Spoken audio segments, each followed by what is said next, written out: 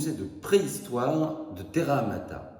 Alors ce musée, c'est ce qu'on appelle un musée de site, c'est-à-dire qu'il est consacré à un site, donc un site préhistorique, et le site, il s'appelle comme le musée, c'est le site de Terra Amata. Alors ce site, il correspond à la présence à Nice d'hommes, probablement des Homo erectus européens, ce qu'on appelle aujourd'hui les Homo heidelbergensis. Et ces hommes, ils s'étaient installés dans une petite crique, sur une plage, et ces hommes, ils chassaient un certain nombre d'animaux. Ils chassaient des rhinocéros, ils chassaient des éléphants, des cerfs, mais aussi des lapins. Ces hommes, ils fabriquaient un outillage lithique, c'est-à-dire un outillage de pierre.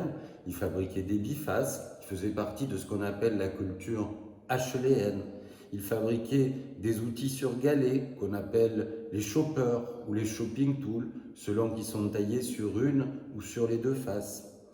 Et ces hommes, on a pu déterminer leur présence, comprendre leur comportement et leur mode de vie et les découvrir grâce à un grand chantier de fouilles qui s'est ouvert du 28 janvier 1966 au 5 juillet 1966, organisé par le professeur Henri Delumlé.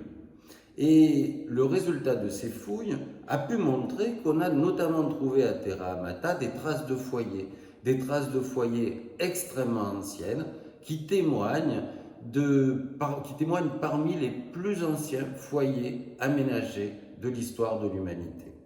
On a donc à Nice les fondements de la domestication du feu avec ce site de Terra Amata.